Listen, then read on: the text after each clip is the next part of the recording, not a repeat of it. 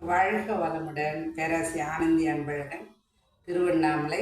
இன்னைக்கு நாம் சிந்தனையாக எடுத்துக்கிட்டு சுவாமிஜியோட ஞானக்கலைஞர் பாடலிருந்து 54வது பாடலாக வாணிபத்தால் ஏற்படும் விளைவுகள் அப்படின்னு தலைப்பில் சிந்திக்கலாம். வாணிபத்தால் வரையற்ற பொருள் சேமிக்க வழி திறந்த காரணமே சமுதாயத்தில்.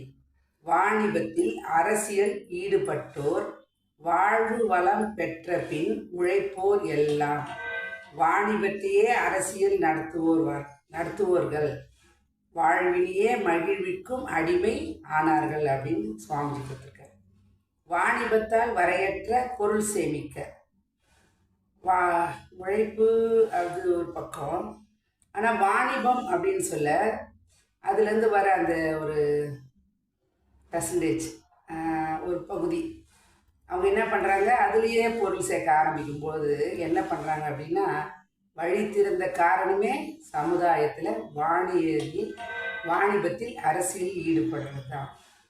ஏன் அப்படின்னா எந்த ஒரு பொருளுமே பார்த்தீங்க அப்படின்னா சேர சேர சேர அது நம்மளுக்கு துன்பத்தை தான் விளைவிக்கும்.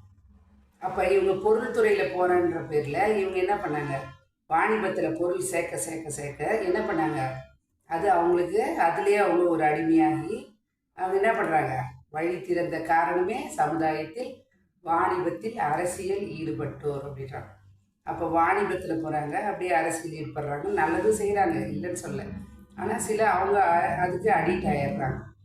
அப்போ வாழ்வு வளம் பெற்ற பின் வாழ்வோர் எல்லா செல்வங்களும் வந்துடுச்சு, நிறைய இருக்குது அப்படின்னா உழைப்புன்றது அங்கே கொஞ்சம் குறைஞ்சி தான் போகும். ஏன்னா அது உழைக்கணும்னு அவங்களுக்கு எண்ணம் வர்றதில்லை, ஏன்னா பொருள் இருக்குதுன்றதால.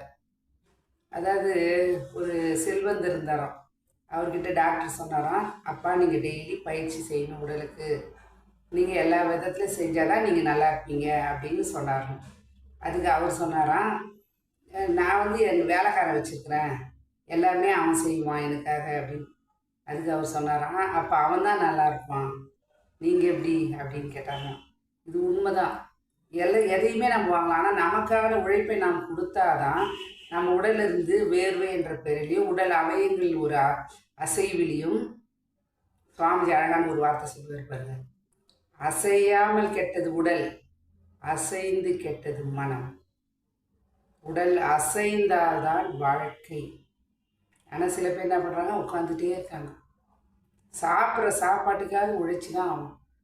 ஏதாவது ஒரு விதத்தில் நம்ம உழைப்பை கொடுத்தாதான் சமுதாயத்தில் நாம் அப்போ தான் அந்த பொருள் கூட நமக்கு ஒட்டுன்னு. இன்னொரு கதை கூட ஒன்று சொல்லுவாங்க, ஒரு லேடி தண்ணி எடுத்துக்கிட்டு மோர் விற்குமா, தண்ணி ஆற்ற கடந்து போச்சா அந்த பக்கம். ஒரு காலில் கொலுசு இருந்துச்சா, ஒரு காலில் கொலுசு இல்லையா, என்னம்மா ஆச்சுன்னு தெரியலச்சோம். அதுக்கு அங்கே இருந்த ஞானி சொன்னாராம், தண்ணியோடு வந்தது தண்ணியோடு போயிடுச்சுன்னாராம். ஏன் அப்படின்னா இந்த அம்மா மோரில் தண்ணி கலந்துருக்குறாங்க, அப்போ அதில் பொருள் ஆற்றுலே போயிடுச்சு. இது ஒரு உண்மையாக அப்படி இருக்குது. சில பேர் சொல்ல பாருங்க, உண்மையாக உழைக்கிற காசு நம்மக்கிட்ட நிற்கும்னுவாங்க. உண்மைதான். உழைப்புக்கு மரியாதை மதிப்பு கொடுக்க வேண்டும். அப்போ வாணிபத்தை அரசியல் நடத்துவோர்கள் வாழ்வினிலே என்ன பண்ணாங்க, மகிழ்வுக்கும் அடிமையானார்கள். அதுலேயே அவங்க அடிமை ஆயிட்டாங்கன்னு தான் சொல்லணும். அவங்க அதுலேருந்து மீண்டு வர்றதுக்கு என்ன பண்ணணும் அப்படின்னா, அறிவை செயல்படுத்தி எல்லாருக்கும் எல்லாமே கொடுக்கணும் அப்படி நிலைமை வரும். சுவாமிஜி ஆசை சீரமத்தில் சொல்லும் பொழுது அப்போ தான் ஒரு அன்பர் சொன்னாராம், சொத்துக்களின் எண்ணிக்கை கூட கூட மனவளம் கெடும் அப்படின்னாரு. அது சுவாமிஜி, நான் 4-5 ஃபேக்ட்ரி வச்சுருக்கேன், நான் விற்றுட்டு நான் நிம்மதியாக இருக்க போகிறேன், சொல்லால் மட்டும் நம்பாதே சுயமாய் சிந்தித்தே தெளிவாய் நீன்னு சொன்னார். எப்படின்னா, நீ 4 ஃபேக்ட்ரி வச்சுக்கினா அதில் 4 பேர் 400 பேர் 4000 பேர் இருப்பாங்க. அவங்கவுங்க குடும்பங்கள் என்னாச்சு, அவங்க ஒவ்வொருத்தரை நம்பி அவங்க 5-6 பேர் இருப்பாங்க. அப்போ உன்னோட பங்கை நீ அவங்களுக்கு ஷேர் கொடுக்கும்போது அது அவங்க குடும்பத்துக்கு உதவும். ஆனால் நீ மற்றவங்கிட்ட கொடுத்தா உன்ன மாதிரியே நடந்துப்பான்னு எப்படி சொல்ல முடியும்?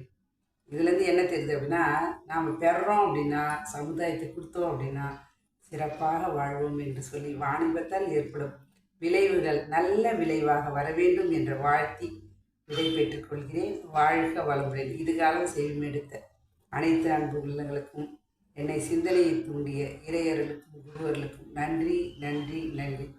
மீண்டும் ஒரு கவிதையோடு சந்திப்போம், சிந்திப்போம். வாழ்க வளமுடன்.